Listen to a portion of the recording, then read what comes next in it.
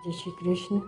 साधिभूतादिदेवं मां साधियज्ञं च ये विदुः प्रयाणकालेऽपि च मां ते विदुर्युक्तचेतसः। अध्याय 7 श्लोक 30। व्याख्या। साधिभूतादिदेवं मां साधियज्ञं च ये विदुः। पूर्व श्लोक में निर्गुण निराकार को जानने का वर्णन करके अब सगुण साकार को जानने की बात कहते हैं। यहाँ अधिभूत नाम भौतिक स्थूल सृष्टि का है जिसमें तमोगुण की प्रधानता है। जितनी भी भौतिक सृष्टि है उसकी स्वतंत्र सत्ता नहीं है, उसका क्षण मात्र भी स्थायित्व नहीं है, फिर भी यह भौतिक सृष्टि सत्य दिखती है, अर्थात इसमें सत्यता, स्थिरता, सुखरूपता, श्रेष्ठता और आकर्षण दिखता है। यह सत्यता आदि सबके सब वास्तव में भगवान के ही हैं, क्षणभंगुर संसार के नहीं। तात्पर्य है कि जैसे बर्फ़ की सत्ता जल के बिना नहीं हो सकती, ऐसे ही भौतिक स्थूल सृष्टि अर्थात अधिभूत को सत्ता भगवान के बिना नहीं हो सकती। इस प्रकार तत्व से यह संसार भगवत स्वरूप ही है, ऐसा जानना ही अधिभूत के सहित भगवान को जानना है। अधिदेव नाम सृष्टि की रचना करने वाले हिरण्यगर्भ ब्रह्मा जी का है, जिनमें रजोगुण की प्रधानता है। भगवान ही ब्रह्मा जी के रूप में प्रकट होते हैं, अर्थात तत्व से ब्रह्मा जी भगवत स्वरूप ही हैं। ऐसा जानना ही अधिदेव के सहित भगवान को जानना है। अधियज्ञ नाम भगवान विष्णु का है, जो अंतर्यामी रूप से सब में व्याप्त हैं और जिनमें सत्वगुण की प्रधानता है। तत्व से भगवान ही अंतर्यामी रूप से सब में परिपूर्ण है। ऐसा जानना ही अधियज्ञ के सहित भगवान को जानना है। अधिभूत, अधिदेव और अधियज्ञ के सहित भगवान को जानने का तात्पर्य है कि भगवान श्री कृष्ण के शरीर के किसी एक अंश में विराट रूप है। गीता 10वें अध्याय का 42वां और 11वें अध्याय का 7वां श्लोक। और उस विराट रूप में अधिभूत, अनंत ब्रह्मांड, अधिदेव ब्रह्मा जी और अधियज्ञ विष्णु आदि सभी हैं। जैसा कि अर्जुन ने कहा है, हे देव, मैं आपके शरीर में संपूर्ण प्राणियों को, जिनकी नाभि से कमल निकलता है, उन विष्णु को, कमल पर विराजमान ब्रह्म को और शंकर आदि को देख रहा हूँ। गीता 11वें अध्याय का 15वां श्लोक। अतः तत्व से अधिभूत, अधिदेव और अधियज्ञ भगवान श्री कृष्ण ही हैं। श्री कृष्ण ही समग्र भगवान हैं। प्रयाण कालेऽपि च मां ते विदुर्युक्त चेतसः, जो संसार के भोगों और संग्रह की प्राप्ति अप्राप्ति में समान रहने वाले हैं तथा संसार से सर्वथा उपरत होकर भगवान में लगे हुए हैं, वे पुरुष युक्त चेता हैं। ऐसे युक्त चेता पुरुष अंतकाल में भी मेरे को ही मानते जानते हैं, अर्थात अंतकाल की पीड़ा आदि में भी वे मेरे में ही अटल रूप से स्थित रहते हैं। उनकी ऐसी दृढ़ स्थिति होती है कि वे स्थूल और सूक्ष्म शरीर में कितनी ही हलचल होने पर भी कभी किंचन मात्र भी विचलित नहीं होते। भगवान के समग्र रूप संबंधी विशेष बात। प्रकृति और प्रकृति के कार्य।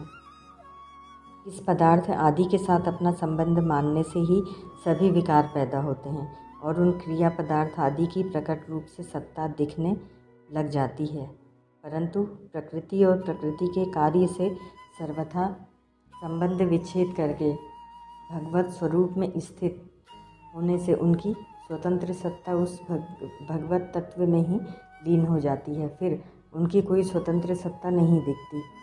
जैसे किसी व्यक्ति के विषय में हमारी जो अच्छे और बुरे की मान्यता है, वह मान्यता हमारी ही की हुई है तत्व से, तो वह व्यक्ति भगवान का स्वरूप है, अर्थात उस व्यक्ति में तत्व के सिवाय दूसरा कोई स्वतंत्र व्यक्तित्व ही नहीं है। ऐसे ही संसार में यह ठीक है, यह बेठीक है, इस प्रकार ठीक बेठीक की मान्यता हमारी ही की हुई है। तत्व से तो संसार भगवान का स्वरूप ही है। हाँ, संसार में जो वर्ण आश्रम की मर्यादा है, ऐसा काम करना चाहिए और ऐसा नहीं करना चाहिए, यह जो विधि निषेध की मर्यादा है, उसको महापुरुष ने जीवों के कल्याण व्यवहार के लिए मान्यता दी है। जब यह भौतिक सृष्टि नहीं थी तब भी भगवान थे और इसके लीन होने पर भी भगवान रहेंगे। इस तरह से जब वास्तविक भगवत तत्व का बोध हो जाता है तब भौतिक सृष्टि की सत्ता भगवान में ही लीन हो जाती है, अर्थात इस सृष्टि की स्वतंत्र सत्ता नहीं रहती। इसका यह तात्पर्य नहीं है कि संसार की स्वतंत्र सत्ता न रहने पर संसार मिट जाता है, उसका अभाव हो जाता है। प्रत्युत अंतःकरण में सत्यत्वेन जो संसार की सत्ता और महत्ता बैठी हुई थी, जो कि जीव के कल्याण में बाधक थी, वह नहीं रहती। जैसे सोने के गहनों की अनेक तरह की आकृति और अलग अलग उपयोग होने पर भी उन सब में एक ही सोना है, ऐसे ही भगवत भक्त के द्वारा अनेक तरह का यथायोग्य सांसारिक व्यवहार होने पर भी उन सब में एक ही भगवत तत्व है, ऐसी अटल बुद्धि रहती है। इस तत्व को समझने के लिए ही 19वें और 30वें श्लोक में समग्र रूप का वर्णन हुआ है। उपासना की दृष्टि से भगवान के प्रायः 2 रूपों का विशेषण वर्णन आता है, एक सगुण और एक निर्गुण। इनमें सगुण के 2 भेद होते हैं, एक सगुण साकार और एक सगुण निराकार। परंतु निर्गुण के 2 भेद नहीं होते, निर्गुण निराकार ही होता है। हाँ, निराकार के 2 भेद होते हैं, एक सगुण निराकार और एक निर्गुण निराकार। उपासना करने वाले 2 रुचि के होते हैं, एक सगुण विषयक रुचि वाला होता है और एक निर्गुण विषयक रुचि वाला होता है। परंतु इन दोनों की उपासना भगवान के सगुण निराकार रूप से ही शुरू होती है। जैसे परमात्मा प्राप्ति के लिए कोई भी साधक चलता है तो वह पहले परमात्मा है, इस प्रकार परमात्मा की सत्ता को मानता है और वे परमात्मा सबसे श्रेष्ठ हैं, सबसे दयालु हैं, उनसे बढ़कर कोई है ही नहीं, ऐसे भाव उसके भीतर रहते हैं। तो उपासना सगुण निराकार से ही शुरू हुई। इसका कारण यह है कि बुद्धि प्रकृति कार्य सगुण होने से निर्गुण को पकड़ नहीं सकती। इसीलिए निर्गुण के उपासक का लक्षण तो निर्गुण निराकार होता है, पर बुद्धि से वह सगुण निराकार का ही चिंतन करता है। उपासना सगुण निराकार से शुरू होती है, इसलिए भगवान ने इस 7वें अध्याय के 28वें श्लोक में सगुण निराकार का वर्णन किया है।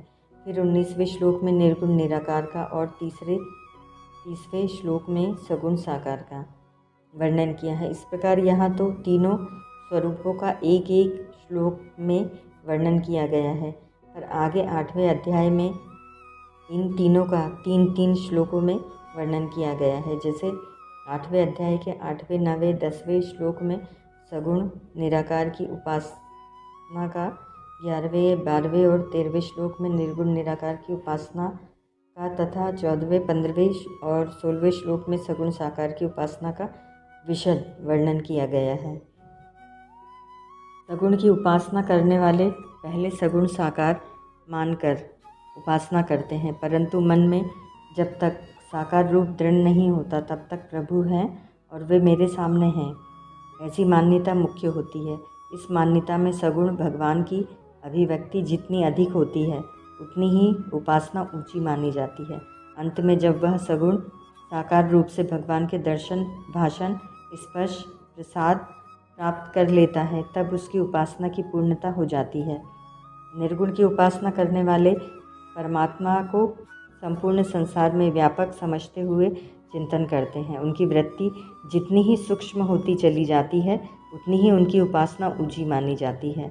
अंत में सांसारिक आसक्ति और गुणों का सर्वथा त्याग होने पर जब मैं तू आदि कुछ भी नहीं कर रहता, केवल चिन्मय तत्व शेष रह जाता है, तब उसको उपासना की पूर्णता हो जाती है। इस प्रकार दोनों की अपनी अपनी उपासना की पूर्णता होने पर दोनों की एकता हो जाती है, अर्थात दोनों एक ही तत्व को प्राप्त हो जाते हैं। सगुण साकार के उपासकों को तो भगवत कृपा से निर्गुण निराकार का भी बोध हो जाता है। मम दर्शन फल परम अनुपा जीव पावनिज सहज स्वरूपा। मानस 3:36-5। निर्गुण निराकार के उपासक में यदि भक्ति के संस्कार हैं और भगवान के दर्शन की अभिलाषा है तो उसे भगवान के दर्शन हो जाते हैं, अथवा भगवान को उससे कुछ काम लेना होता है तो भगवान अपनी तरफ से भी दर्शन दे सकते हैं। जैसे निर्गुण निराकार के उपासक मधुसूदनाचार्य जी को भगवान ने अपनी तरफ से दर्शन दिए थे।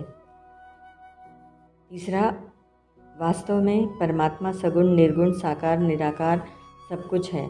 सगुण निर्गुण तो उसके विशेषण हैं, नाम हैं। साधक परमात्मा को गुणों के सहित मानता है तो उसके लिए वे सगुण हैं, और साधक उनको गुणों से रहित मानता है तो उसके लिए वे निर्गुण हैं। वास्तव में परमात्मा सगुण तथा निर्गुण दोनों हैं और दोनों से परे भी हैं, परंतु इस वास्तविकता का सत्य का पता तभी लगता है जब बोध होता है। भगवान के सौंदर्य, माधुर्य, ऐश्वर्य, औदार्य आदि जो दिव्य गुण हैं, उन गुणों के सहित सर्वत्र व्यापक परमात्मा को सगुण कहते हैं। इस सगुण के दो भेद होते हैं। एक सगुण निराकार, जैसे आकाश का गुण शब्द है, पर आकाश का कोई आकार आकृति नहीं है, इसीलिए आकाश सगुण निराकार हुआ। ऐसे ही प्रकृति और प्रकृति के कार्य संसार में परिपूर्ण रूप से व्यापक परमात्मा का नाम सगुण निराकार है। दूसरा सगुण साकार। वे ही सगुण निराकार परमात्मा जब अपनी दिव्य प्रकृति को अधिष्ठित करके अपनी योगमाया से लोगों के सामने प्रकट हो जाते हैं, उनकी इंद्रियों के विषय हो जाते हैं, तब उन परमात्मा को सगुण साकार कहते हैं। सगुण तो वे थे कि आकृति युक्त प्रकट हो जाने से वे आकार कहलाते हैं। जब साधक परमात्मा को दिव्य अलौकिक गुणों से भी रहित मानता है, अर्थात साधक की दृष्टि केवल निर्गुण परमात्मा की तरफ रहती है, तब परमात्मा का वह स्वरूप निर्गुण निराकार कहा जाता है। गुणों के भी दो भेद होते हैं। पहला परमात्मा के स्वरूपभूत सौंदर्य, माधुर्य, ऐश्वर्य आदि दिव्य अलौकिक अप्राकृत गुण, और दूसरा प्रकृति के सत्व, रज और तम गुण। परमात्मा चाहे सगुण निराकार हो चाहे सगुण साकार हो, वे प्रकृति के सत्व, रज और तम तीनों गुणों से सर्वथा रहित हैं, अतीत हैं। वे यद्यपि प्रकृति के गुणों को स्वीकार करके सृष्टि की उत्पत्ति, स्थिति और प्रलय की लीला करते हैं, फिर भी वे प्रकृति के गुणों से सर्वथा रहित ही रहते हैं। गीता 7वें अध्याय का 13वां श्लोक। जो परमात्मा गुणों से कभी नहीं बंधते, जिनका गुणों पर पूरा अधिपत्य होता है, वे ही परमात्मा निर्गुण होते हैं। अगर परमात्मा गुणों से बंधे हुए और गुणों के अधीन होंगे तो वे कभी निर्गुण नहीं हो सकते। निर्गुण तो वे ही हो सकते हैं जो गुणों से सर्वथा अतीत हैं, और जो गुणों से सर्वथा अतीत हैं, ऐसे परमात्मा में ही संपूर्ण गुण रह सकते हैं। इसलिए परमात्मा को सगुण, निर्गुण, साकार, निराकार आदि सब कुछ कह सकते हैं। ऐसे परमात्मा का ही 19वें 30वें श्लोक में समग्र रूप से वर्णन किया गया है। अध्याय संबंधी विशेष बात। भगवान ने इस अध्याय में पहले परिवर्तनशील को अपरा और अपरिवर्तनशील को परा नाम से कहा। चौथा 5वां श्लोक। फिर इन दोनों के संयोग से संपूर्ण प्राणियों की उत्पत्ति बनाई और अपने को संपूर्ण संसार का प्रभव और प्रलय बताया, अर्थात संसार के आदि में और अंत में केवल मैं ही रहता हूँ, यह बताया। छठा 7वां श्लोक। उसी प्रसंग में भगवान ने 17 विभूतियों के रूप में कारण रूप से अपनी व्यापकता बताई। 8वें से 12वें श्लोक तक फिर भगवान ने कहा कि जो तीनों गुणों से मोहित है, अर्थात जिसने निरंतर परिवर्तनशील प्रकृति के साथ अपना संबंध मान लिया है, वह गुणों से पर मेरे को नहीं जान सकता। 13वां श्लोक। यह गुणमयी माया तरने में बड़ी दुष्कर है, जो मेरे शरण हो जाते हैं वे इस माया को तर जाते हैं। 14वां श्लोक। परंतु जो मेरे से विमुख होकर निषिद्ध आचरणों में लग जाते हैं, वे दुष्कृति मनुष्य मेरे शरण नहीं होते। 15वां श्लोक। अब यहाँ 14वें श्लोक के बाद ही 16वां श्लोक कह देते तो बहुत ठीक बैठता, अर्थात 14वां श्लोक में शरण होने की बात कही तो अब शरण होने वाले 4 तरह के होते हैं, ऐसा बताने से श्रृंखला बहुत ठीक बैठती। परंतु 15वां श्लोक बीच में आ जाने से प्रकरण ठीक नहीं बैठता, अतः यह श्लोक प्रकरण के विरुद्ध अर्थात बाधा डालने वाला मालूम देता है। परंतु वास्तव में यह श्लोक प्रकरण के विरुद्ध नहीं है, क्योंकि यह श्लोक न आने से पापी मेरे शरण नहीं होते, यह कहना बाकी रह जाता। इसीलिए 15वें श्लोक में दुष्कृति पापी मेरे शरण होते ही नहीं, यह बात बता दी, और 16वें श्लोक में शरण होने वालों के 4 प्रकार बता दिए। अब जो शरण होते हैं उनके भी 2 प्रकार हैं। एक तो भगवान को भगवान समझकर, अर्थात भगवान की महत्ता समझकर भगवान के शरण होते हैं।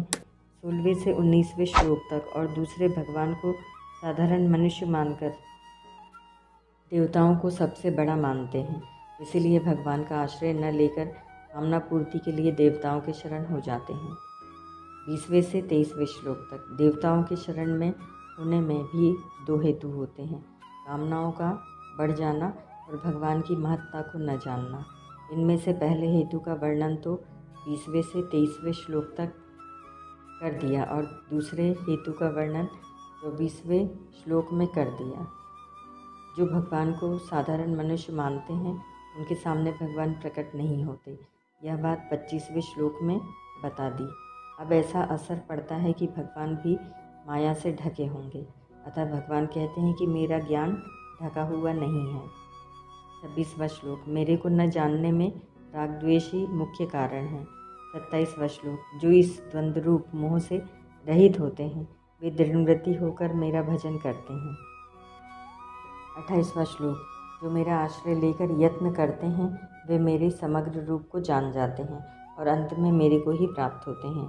29वां 30वां श्लोक, इस अध्याय पर आदि से अंत तक विचार करके देखें तो भगवान के विमुख और सम्मुख होने का ही इसमें वर्णन है। तात्पर्य है कि जड़ता की तरफ वृत्ति रखने से मनुष्य बार बार जन्मते मरते रहते हैं। अगर वे जड़ता से विमुख होकर भगवान के सम्मुख हो जाते हैं तो सगुण निराकार, निर्गुण निराकार और सगुण साकार ऐसे भगवान के समग्र रूप को जानकर अंत में भगवान को ही प्राप्त हो जाते हैं। परिशिष्ट भाव, इस अध्याय के आरंभ में भगवान ने अर्जुन से कहा था कि मैं यह विज्ञान सहित ज्ञान कहूँगा जिससे तू मेरे समग्र रूप को जान जाएगा और जिसको जानने के बाद फिर कुछ भी जानना बाकी नहीं रहेगा। फिर 19वें श्लोक में भगवान ने वसुदेवः सर्वम कहकर अपने समग्र रूप का संक्षेप से वर्णन किया। अब अध्याय के अंत में भगवान उसका खुलासा करते हैं। साधक का जन्म तो हो चुका है और व्याधि अवश्यंभावी नहीं है, परंतु वृद्धावस्था और मृत्यु ये दोनों अवश्यंभावी है और इनसे मनुष्य को अधिक दुख होता है।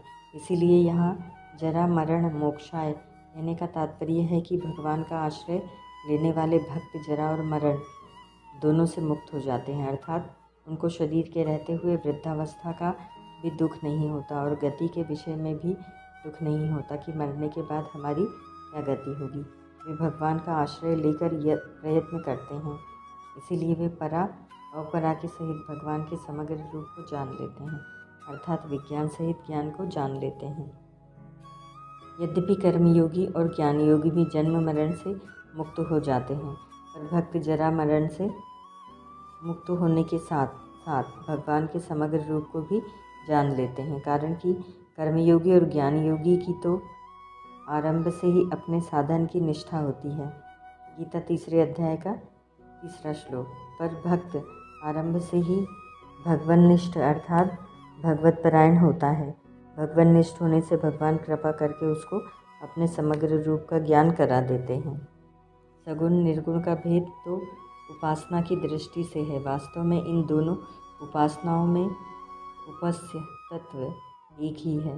उपासना साधक की रुचि, विश्वास और योग्यता के अनुसार होती है, अतः साधकों की भिन्न भिन्न रुचि, विश्वास और योग्यता होने के कारण उपासनाएं भी भिन्न भिन्न होती हैं, परंतु संपूर्ण उपासनाओं से अंत में एक ही उपास्य तत्व की प्राप्ति होती है।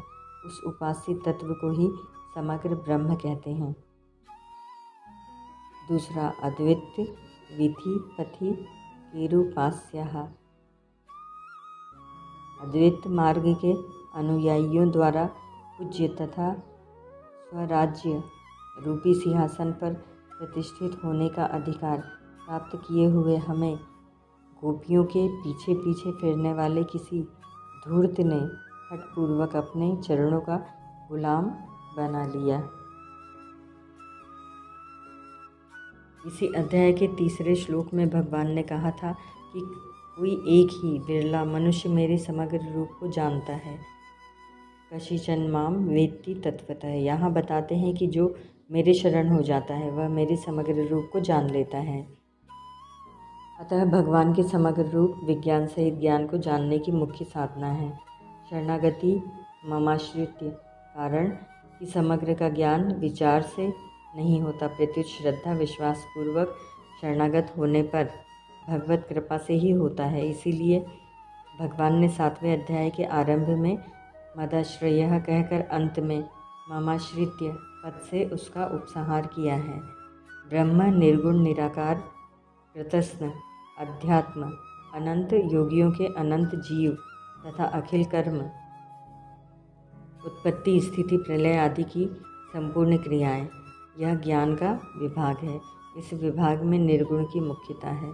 अधिभूत अपने शरीर सहित संपूर्ण पांच भौतिक जगत, अधिदेव मन इंद्रियों के अधिष्ठात्र देवता सहित ब्रह्मा जी आदि सभी देवता तथा अधियज्ञ अंतर्यामी विष्णु और उनके सभी रूप, यह विज्ञान का विभाग है।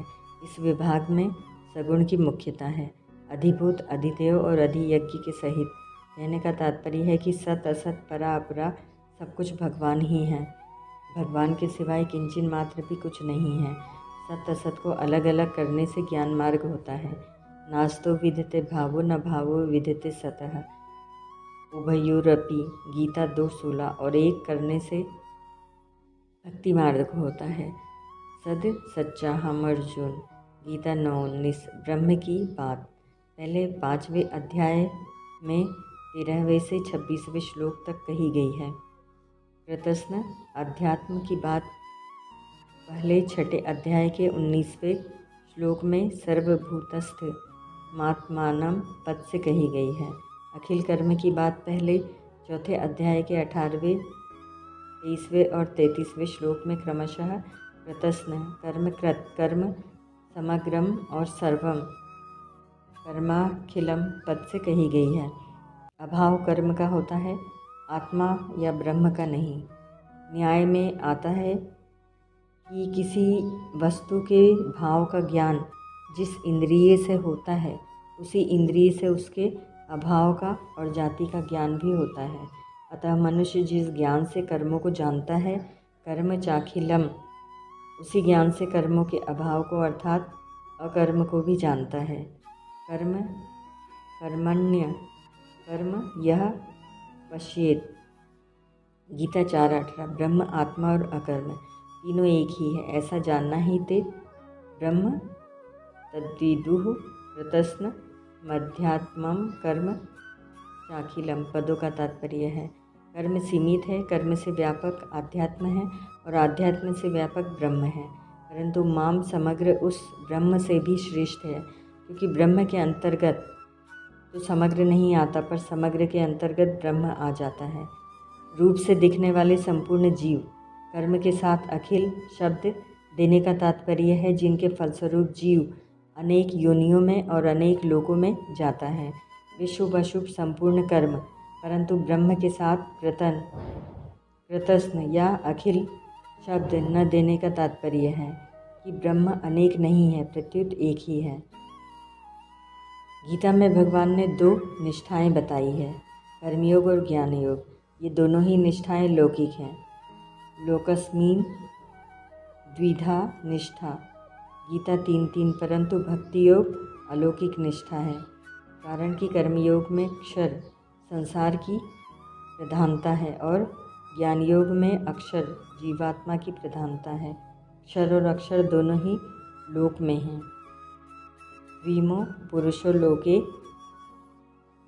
क्षर शचाक्षर एवच, गीता 15:16। इसलिए कर्मयोग और ज्ञान योग दोनों लौकिक निष्ठाएं हैं, परंतु भक्ति योग में परमात्मा की प्रधानता है, जो क्षर से अतीत और अक्षर से उत्तम है।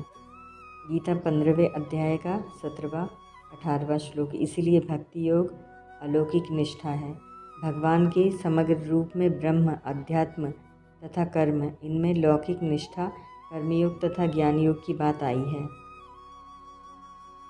आध्यात्म में ज्ञान योग और कर्म से कर्मयोग लेना चाहिए। ज्ञान योग और कर्मयोग दोनों से ब्रह्म की प्राप्ति होती है। गीता 5वें अध्याय का 4-5वां श्लोक।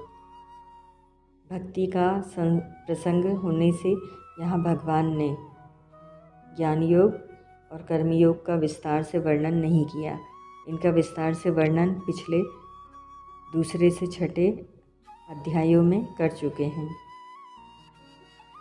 और अधिभूत, अधिदेव तथा अधियज्ञ, इनमें अलौकिक निष्ठा भक्ति योग की बात आई है। ज्ञान लौकिक है, नहीं ज्ञानेन सदृशम पवित्रमिह विदिते, गीता 4:38। और विज्ञान अलौकिक है, लौकिक तथा अलौकिक दोनों ही समग्र भगवान के रूप हैं। वसुदेवः सर्वम।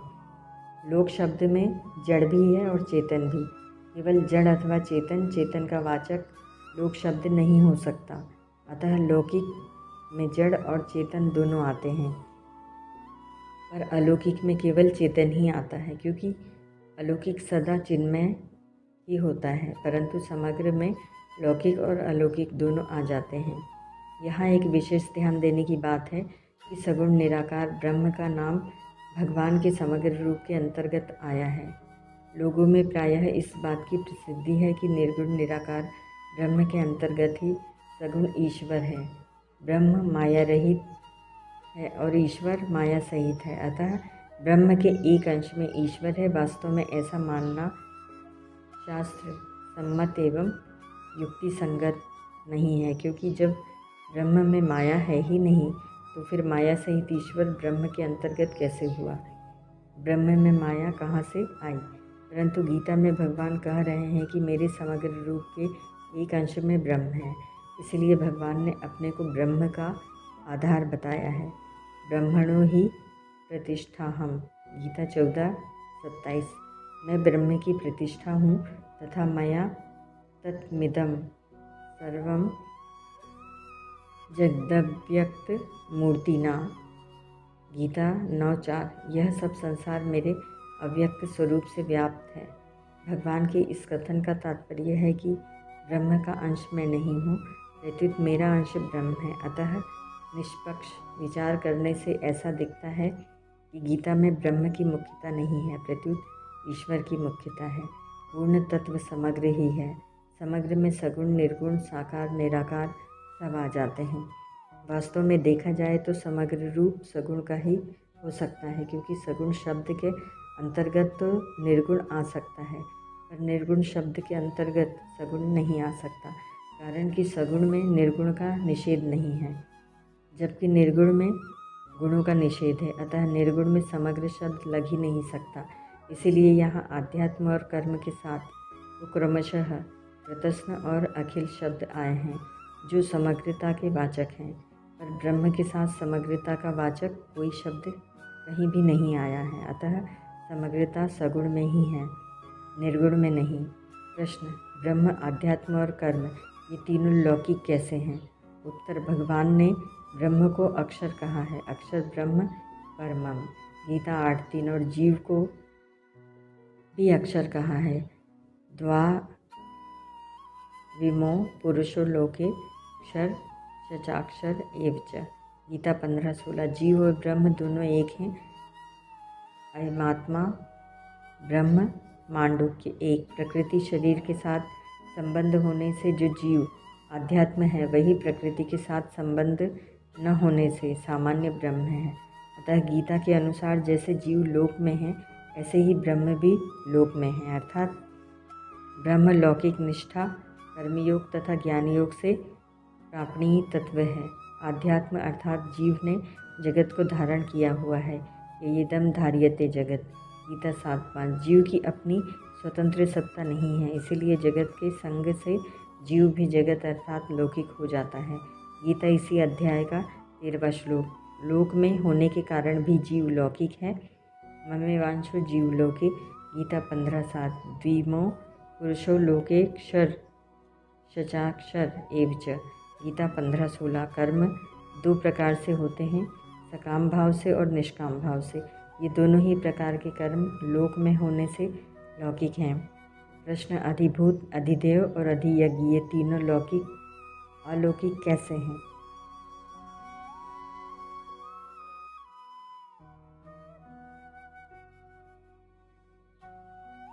वास्तव में कर्म सकाम या निष्काम नहीं होते, प्रत्युत कर्ता सकाम या निष्काम होता है। अतः सकाम निष्काम भाव कर्ता में रहते हैं।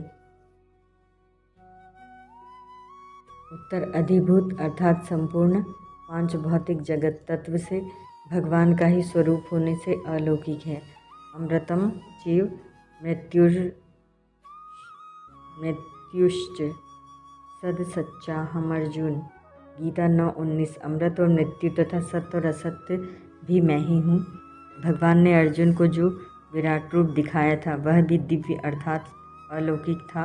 वह दिव्य विराट रूप भगवान ने अपने ही दिव्य शरीर के एक अंग में दिखाया था। अतः भगवान का ही विराट रूप होने से वह पांच भौतिक जगत भी अलौकिक ही है।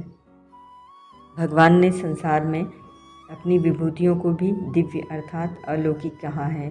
दिव्यात्म विभूतियः मम दिव्यानाम विभूतिनाम।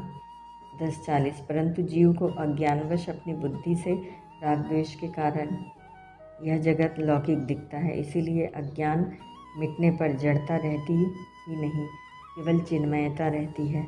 अधिदेव अर्थात ब्रह्मा जी आदि सभी देवता अलौकिक हैं। अधियज्ञ अर्थात अंतर्यामी भगवान सबके हृदय में रहते हुए भी निर्लिप्त होने के कारण अलौकिक हैं। भगवान ने साधिभूतादिदेवम माम साधियज्ञम पदों में अपने को अधिभूत, अधिदेव तथा अधियज्ञ के सहित जानने की बात कही है। इससे सिद्ध होता है कि परमात्मा के सहित होने से ही ये तीनों अलौकिक हैं, अन्यथा लौकिक ही हैं। जब तक भगवान के साथ संबंध नहीं होता तब तक सब लौकिक ही होता है, परंतु भगवान के साथ संबंध होने से सब अलौकिक हो जाता है। इसीलिए अपना उद्योग मुख्य होने से कर्मयोग तथा ज्ञान योग लौकिक निष्ठा है और भगवान का आश्रय मुख्य होने से भक्ति योग अलौकिक निष्ठा है। मन में वाणी से, दृष्टि से तथा अन्य इंद्रियों से भी जो कुछ ग्रहण किया जाता है वह सब मैं ही हूँ, अतः मेरे सिवाय और कुछ नहीं है। यह सिद्धांत आप लोग विचारपूर्वक शीघ्र समझ ले, स्वीकार कर ले। आकाश, वायु, अग्नि, जल, पृथ्वी, ग्रह, नक्षत्र, जीव जंतु, दिशाएं, वृक्ष, नदियाँ, समुद्र सब के सब भगवान के ही शरीर हैं। ऐसा मानकर भक्त सभी को अनन्य भाव से प्रणाम करता है। परीक्षित, मैंने तुमसे पृथ्वी, उसके अंतर्गत द्वीप, वर्ष, नदी, पर्वत, आकाश, समुद्र, पाताल, दिशा, नरक, ज्योतिर्गण और लोगों की स्थिति का वर्णन किया। यही भगवान का अति अद्भुत स्थूल रूप है जो समस्त जीव समुदाय का आश्रय है। एक साथ रहने वाले तथा परस्पर सखा भाव रखने वाले दो पक्षी, जीवात्मा और परमात्मा, एक ही वृक्ष शरीर का आश्रय लेकर रहते हैं। उन दोनों में से एक जीवात्मा तो उस वृक्ष के कर्म फलों का स्वाद ले लेकर उपभोग करता है, पर दूसरा परमात्मा उपभोग न करता हुआ केवल प्रकाशित करता है। वास्तव में लौकिक कोई तत्व नहीं है, वास्तविक तत्व तो लौकिक ही है, परंतु साधक की दृष्टि से लौकिक और अलौकिक ये दो भेद कहे गए हैं। तात्पर्य है कि लौकिक अलौकिक का विभाग अज्ञानवश होने वाले राग द्वेष के कारण ही है। राग द्वेष न हो तो सब कुछ अलौकिक चिन्मय दिव्य ही है। वसुदेवः सर्वम, कारण कि लौकिक की स्वतंत्र सत्ता ही नहीं है। राग द्वेष के कारण ही लौकिक की सत्ता और महत्ता दिखती है। राग द्वेष के कारण ही जीव ने भगवत स्वरूप संसार को भी लौकिक बना दिया और खुद भी लौकिक बन गया। विज्ञान सहित ज्ञान का अर्थात भगवान के समग्र रूप का वर्णन करने का तात्पर्य यही है कि जड़, चेतन, सत, असत, परा, अपरा, क्षेत्र, क्षेत्रज्ञ आदि जो कुछ भी है वह सब भगवान का ही स्वरूप है। इसीलिए भगवान ने यहाँ समग्र रूप वर्णन के आदि और अंत में माम पद दिया है जो समग्र का वाचक है। मामाश्रित्य 7:29 और माँ ते विदुः 7:30। भगवान ने कर्मों की गति तत्व को गहन बताया है।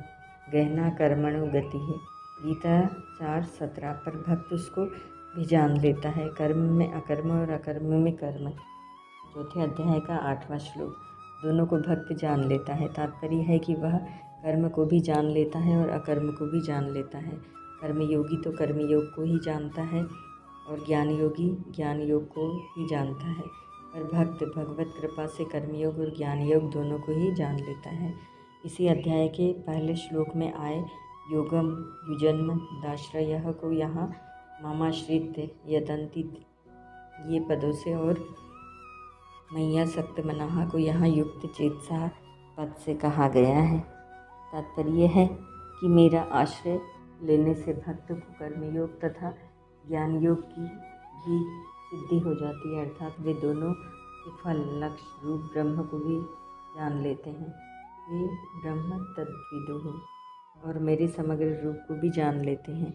माम ते विदुः प्रयाण काले बीच में अपि पद देने का तात्पर्य है कि वे भक्त मेरे को पहले भी जानते हैं और अंतकाल में भी जानते हैं, अर्थात उनका ज्ञान कभी लुप्त नहीं होता। ऐसे भक्त युक्त चेता हो जाते हैं, अर्थात उनके मन की स्वतंत्र सत्ता नहीं रहती, प्रत्युत केवल भगवान ही रहते हैं। भगवान के साथ उनकी भिन्नता नित्य योग होने से न वे भगवान से वियुक्त होते हैं, न भगवान उनसे वियुक्त होते हैं।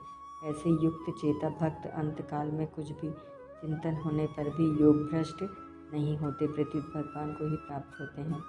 प्रयाण काले पीच मामते विदुरयुक्त चेतसा, कारण कि उन भक्तों की दृष्टि में जब भगवान के सिवाय किंचन मात्र भी कुछ नहीं है, तो फिर उनका मन भगवान को छोड़कर कहाँ जाएगा, क्यों जाएगा, कैसे जाएगा। उनके मन में कुछ भी चिंतन होगा तो भगवान का ही चिंतन होगा, फिर उनका मन विचलित कैसे होगा, और मन के विचलित हुए बिना वह योग भ्रष्ट कैसे होगा। कारण कि करण सापेक्ष साधन में योग से मन के विचलित होने पर भी ही मनुष्य योग भ्रष्ट होता है, परंतु सब जगह भगवान को देखने वाले का भगवान से नित्य योग रहता है। भगवान के कुछ भक्त तो मुक्ति चाहते हैं, जरा मरण मोक्षाय, और कुछ भक्त प्रेम चाहते हैं। मामते विदुरयुक्त चेतसः, मुक्ति चाहने वाले भक्त कर्मयोग और ज्ञान योग ब्रह्म अध्यात्म और कर्म को जान लेते हैं, पर प्रेम चाहने वाले भक्त स्वयं समग्र भगवान को जान लेते हैं। माम विदुः, भगवान अपने प्रेमी भक्तों को कर्मयोग बुद्धि योग और ज्ञान योग दोनों प्रदान कर देते हैं। गीता 10वें अध्याय का 10वां 11वां श्लोक।